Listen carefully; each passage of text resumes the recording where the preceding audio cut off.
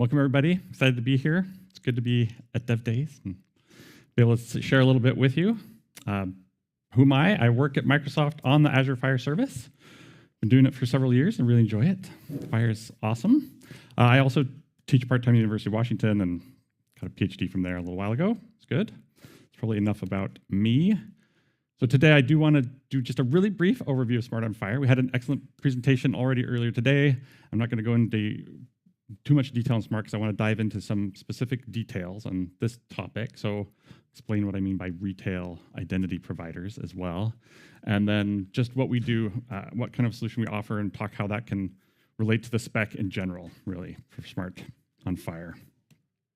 So Smart on FHIR, right? It's a way to try to standardize how applications can access FHIR resources, right? How do we do authentication and authorization? We build on top of existing technologies.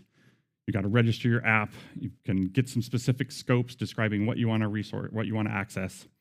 And then it talks about different kinds of flows, right? You might launch it from in the context of an EHR, or you might launch it kind of as a standalone app.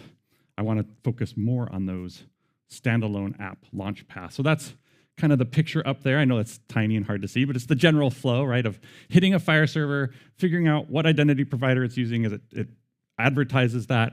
You go out to the identity provider, you get a code, and you exchange it for a token, and then you actually use that access token to get access to resources. So we'll dive more into a little more simplified view on that and describe what I mean by retail identity provider. So I said I want to focus on that standalone app launch, right? Not in an EHR, maybe you're not a provider. This is maybe you're on your smartphone or at your home. You're an individual patient, you want to access your FHIR resources or your medical data from your point of view. You don't know their FHIR resources. And you might not want to open up a new account, right? You have a smartphone, an iOS or an Android device. You already have a Google or an Apple account or Microsoft or Facebook. You want to just use that account and get access to your resources. Could we do that and make it easier for people to get access to their data, essentially? So if you did that, right, you go to the FHIR server, your app goes to the FHIR server, and it advertises the identity of the URL of the identity provider. Let's say it's Facebook. And then you'd go out to Facebook, and you'd get a response. You'd eventually get that token. You'd take that token, and you go back to your FHIR service, and you get access to the resources. But that means that Facebook's, the identity provider, is the one that your FHIR server is advertising, and it's the one that's it knows how to listen to tokens from that identity provider. And what if they want to use Apple or Google or Microsoft or someone else? So that's kind of the problem I want to talk about solving, at least one way to solve it.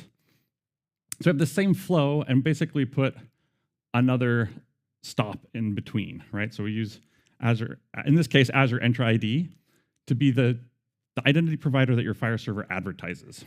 And then the app will talk to that endpoint. And kind of as a mediator then, Azure Entra ID can go out to all the different configured retail identity providers, Google, Facebook, whatever you want, get the response, get the token, and send that token back to the FHIR server. That's kind of in a nutshell. You've got to then make sure you configure Entra ID to talk to those different retail identity providers, but at least your FHIR server can advertise just one identity endpoint, and you can handle things like your scope requests for your client apps, all the different client apps you might want to access your FHIR server. I can just talk to Entra ID. They don't need to be configured on each one of those different kind of secondary identity providers separately. And so you can kind of worry about one identity provider that you configure and then just kind of act as a client to all those different ones, a client app registration. Make sense so far? Let's talk a little more about details. So you do need a link to each one of those. This is just a screenshot of how you do it in Azure. You need to register yourself as an app in each one of those different identity providers. And it does this with OpenID Connect, right? A very standard method to kind of have that federated authentication and authorization, which is useful to build upon, right? But it won't get us, I said we register the apps, and this is just a way we can show how we register the different client applications, specify the scopes that you would do for Smart on FHIR or Smart on FHIR v2, whatever you're supporting. And then you don't quite get all the way there, right? We have more things that we need to worry about. Specifically, I want to talk about that FHIR user claim, right? In the Smart on FHIR IG, we say that we need a FHIR user claim that should be a URL to a FHIR resource, and it should be available in the ID token, right? Not necessarily in the access token, although I'm going to argue that we should have it there, but it should be in the ID token, and we need to be able to provide that. So if I'm logging in with Facebook or Google or Apple ID, how do I know what this FHIR user claim should be in my token? That's a FHIR resource that represents this user, right? So this is the problem that we've seen several customers struggle with. We struggle with giving them a great answer, and it's kind of what I wanted to talk a little bit about and see what the community can come up with maybe. But there's different options I've listed here, right? Maybe the external identity provider you're working with, maybe it's not one of these retail ones, maybe it's from a healthcare organization, maybe they actually know this value and it's in the token, and you can simply pass that token and have it flow through to the token generated by Azure Entra ID. Great if that's the case, probably not too likely. Another possibility is the user provides it when they register this app or they sign up for the first time for this app. Again, unlikely that an end user is going to know, oh, I'm patient/5378294, my identity of my patient resource in the FHIR server. The one thing that pops in my head is maybe they're at a healthcare provider, they're signing up, maybe there's a URL code or something, they click a link and it has that information embedded, and again, it kind of flows through and they get it that way, but maybe difficult. A case that I've seen succeed several times is a new app wants to access this data. Maybe they're going to create a patient resource on behalf of this user at the time of sign up. So great. If you're going to follow that flow, the user signs up, create a new patient resource. Now you've got the URL. You can store that with their new user account or store that associated with that retail account, and you might have it what it is available. So I'll talk about one example about that. And then this is kind of a slide talking about some of the different technology. Imagining that we have this information for the FHIR user claim, where do we store it, right? How do we store that mapping and how can we manage it?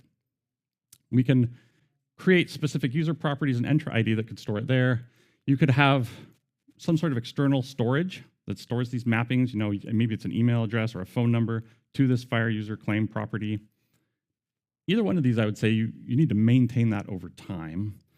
Anytime that FHIR resource, whether it's a provider resource, a patient resource, a related person resource changes, and that mapping changes, you'd have to maintain it. So it's good to remember that that is important. If it's coming in a different claim, you could also map it to the FHIR user claim specifically. So I guess different technological solutions, but eventually you need to get it into the token as a claim in the token. Hope that makes sense so far. And then I said it's in the Smart on FHIR IG, it's required to put this in the ID token. Right? If you ask for the user's ID, it's going to come back. It's going to say the FHIR user and the URL. But that ID token doesn't flow through to the FHIR server at the time you want to access resources. So we would argue that you really should be there, right? How else does the FHIR server know in kind of a FHIR standard way who you are and what you should have access to? So if you're a patient and this FHIR user claim specifies you as a patient, then you can access your patient compartment and nothing else. Now, in Smart v2, there are very granular scopes, but the scopes are more requested at an application layer, and many of those scopes still require the FHIR server to know who you are. And I think the IG says something like it's up to the FHIR server and the identity provider to work out those details of how the access token describes that authorization. But in a world of federated authorization and maybe joining networks and tokens possibly coming from many different identity providers, I think maybe we need a way in that access token to specify who this is in a standard way. So that's maybe my personal view on it. In the end, then, when you have a FHIR service in Azure, you can set up your identity provider and list the different client IDs that you want to have access to, and it will then it can accept those tokens. And I just wanted to mention that it's not required to be Azure Entra ID external. You could actually have this point to any identity provider you wanted to use, if that maybe provides the same functionality that could then federate out to these retail accounts and have that same kind of mapping where it registers itself and works with it. Or you could just provide one retail account here if that's all you needed to access. So I wanted to highlight a specific example of a customer that we worked with. They were kind enough to give me some permission to talk about them. In Ireland, they have a patient-facing app that they've rolled out to allow people to access their data. And they're in an advantageous situation where there's a national identifier that associates people with their healthcare data and their kind of national healthcare services. So when these users sign up for this app, they can easily then create that mapping between that individual and their newly created FHIR resource as they import their health data and make it available in their FHIR store to make it available for people. So that was great. That was the kind of happy use case that I mentioned before, where a user says, yes, I want to be able to access my data on my phone, click to sign up, I'm going to log in with my government ID. Now they can start importing all their data into the FHIR store, making it available for them, and they can then save off that association, my newly created patient resource with my login, and it's great. So it does work, I guess. I've seen it work in some scenarios, but it is still, I think, an interesting problem that we can all work towards solving. And that is really all I had. Maybe I went a little fast. Sometimes I talk a little quickly, but if you want to learn more about it, I'm happy to talk more about it and go through some of the details. So any questions?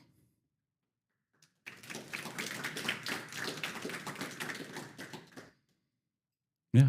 10 minutes for questions, actually. All right. Thank you. Thank you for the talk.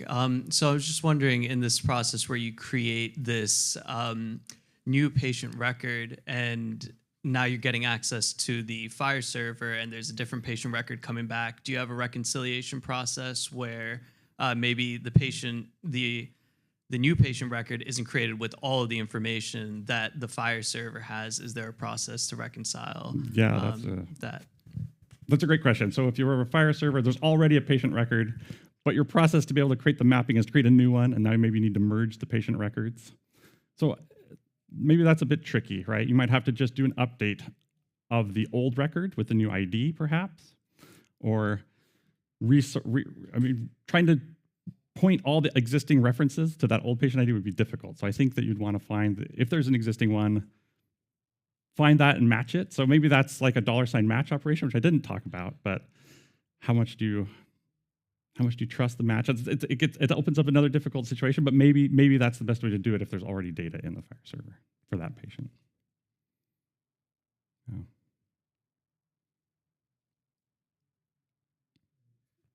Thanks for the talk. So again, just to make sure I understand the details of this happy path. So let's say if they first register and you create like a new patient resource, but still, if we are talking about in the context of those retail, OpenID based providers, the next time that I log in with, let's say, with my Google account, still, where does that information being transformed? That okay, this is this user, we only know their email address, for example, is their user, is that patient? Yeah. Okay. That is a good question. So maybe I skipped over a little bit quickly. Do I have a good screenshot? I kind of have a screenshot here, but essentially in Azure, when you federate out to those other retail identity providers, it creates a user instance in Azure Entra ID, which you can assign additional properties to. So for example, I added a custom property FHIR user. So even though they're logging with their Google ID, and the next time they come in, they're going to log in with their Google ID, there's a representation of that Google identity in Azure where you can store that property. Yeah.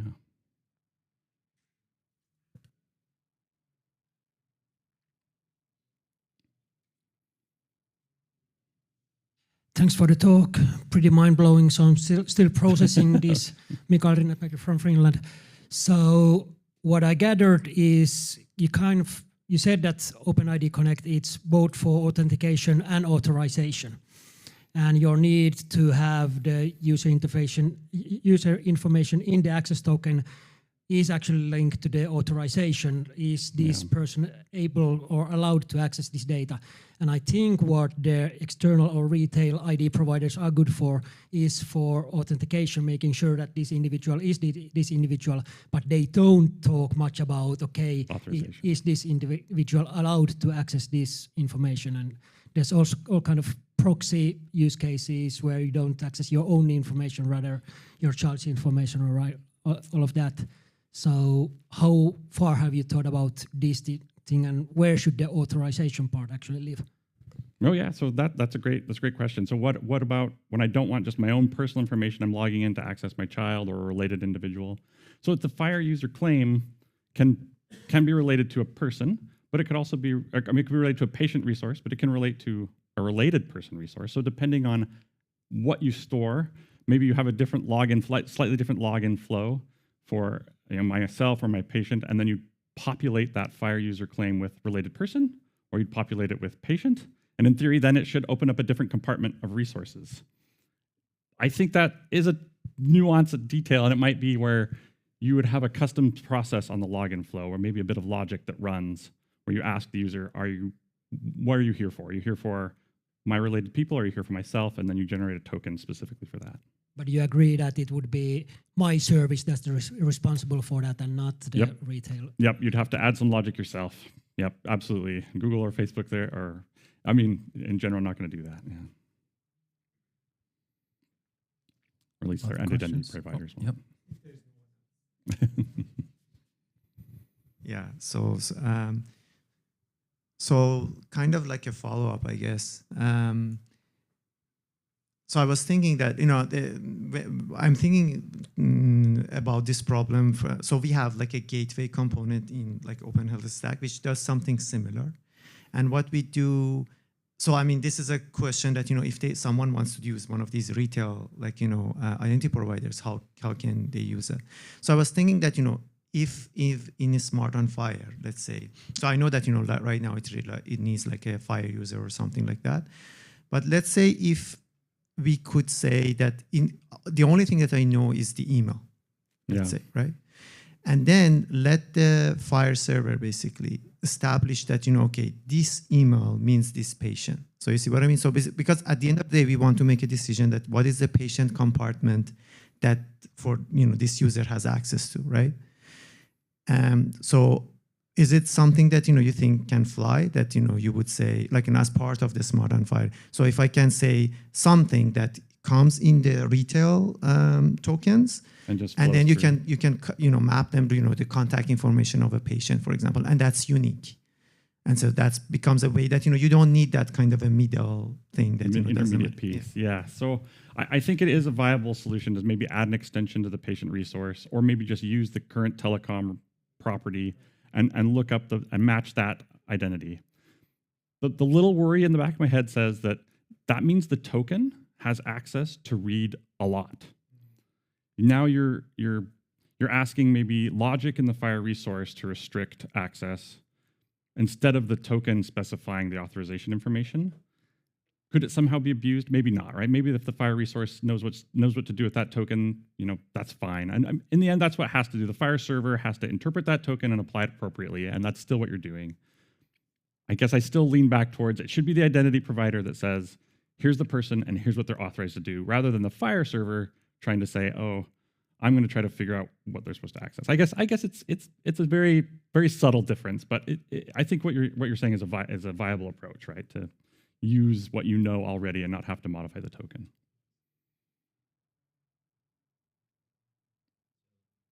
I actually have a question about that, related to that.